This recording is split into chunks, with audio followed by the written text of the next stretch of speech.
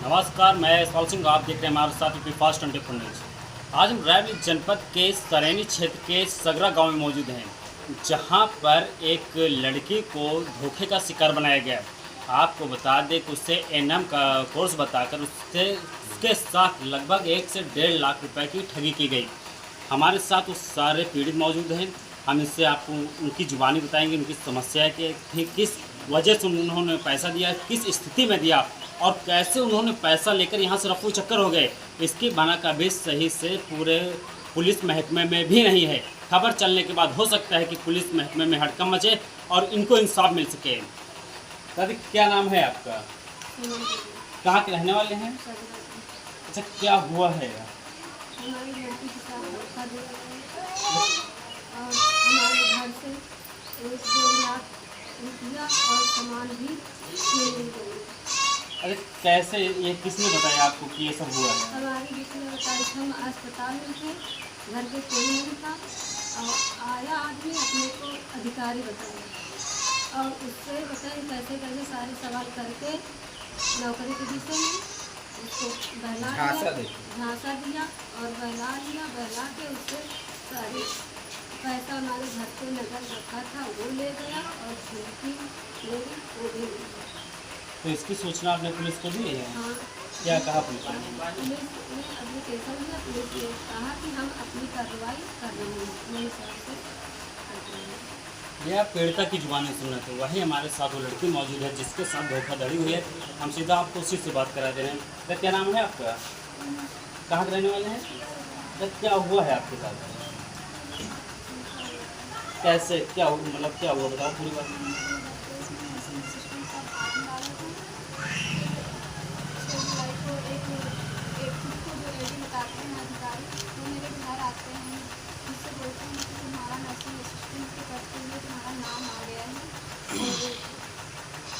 अपने सारे डॉक्यूमेंट्स दे दो, मैं इसे फिल कर देता हूँ। तो फिर मेरे सारे डॉक्यूमेंट्स लेकर जाते हैं यहाँ से। फिर उसके बाद वो 7 जुलाई को मेरे पास फ़ोन करते हैं और बोलते हैं कि अगर तुम्हें ये जॉब चाहिए तो 1.5 लाख रुपये चाहिए मुझे, 1.5 लाख रुपये तुम घर में होंगे तो वरना नौकरी बोल जाओ, तो नौकरी ये चाहिए या फिर तुम्हारा नाम यहाँ से हटवाते हैं। तो मैंने कहा कि मुझे जॉब करनी है।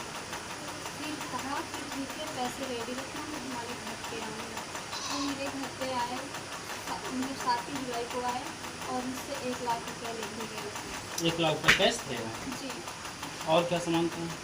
मैं उस दिन तो सिर्फ 1 लाख रुपया लेके गए। फिर मुझसे बोले कि बाकी के पैसे दो, मैं 50,000 और दो। तो मैंने कहा कि मेरे पास और पैसे नहीं हैं। तो फिर उन्होंने कहा ठीक है, मैं उससे और से बात करता हूँ, अगर इतना काम हो जाता है तो मैं करवा दूँगा तुम्हारा।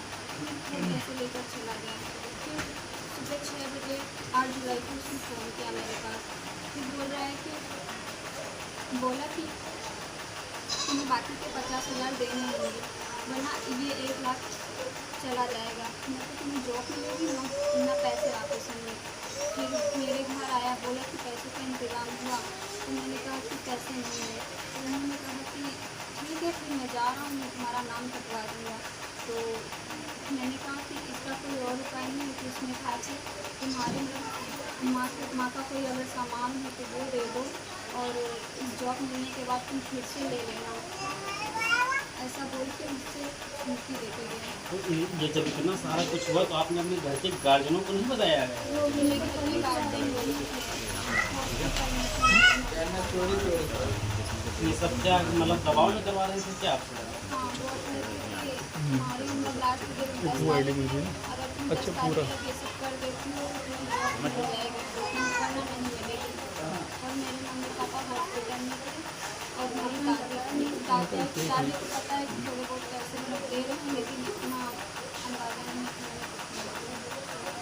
है। ये आप समझिए, इस खबर से आप नहीं, आपके साथ साथ क्षेत्र की जितनी भी लड़के और लड़कियां हैं, मैं उनसे इस चैनल के माध्यम से कहूँगा, अगर इस तरीके की घटनाएं आपके साथ हो रही हैं तो आप सतर्क हो जाइए, क्योंकि हो सकता है कि आपको धोखाधड़ी का शिकार बनाया जा रहा हो और आपसे कई लाखों की ठगी की जा रही हो।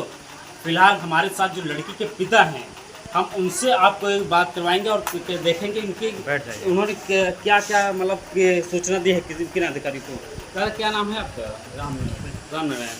तो ये जो आपके साथ आपके पिता के साथ एक घटना हुई है, इसकी सूचना आपने थाने में दी है? हाँ खाने क्या कहा पुलिस वालों ने? हम ट्रेनिंग में हमारी वाइफ और लड़की और चाचा के गए थे। हमको बीमार आदमी है, हॉस्पिटल से रहे थे, हम घर पर रही हैं, हम नहीं जा पाए वहाँ पर खाने। दरअसल घर पे कोई था नहीं, इसलिए उन्होंने और मौके का फ़ायदा उठाया और लड़कियों को कन्विंस करने में उन्होंने सहभागिता निभाई। कैमरा पर्सन के साथ मैं इस्पात सिंह, फास्ट 24 न्यूज़।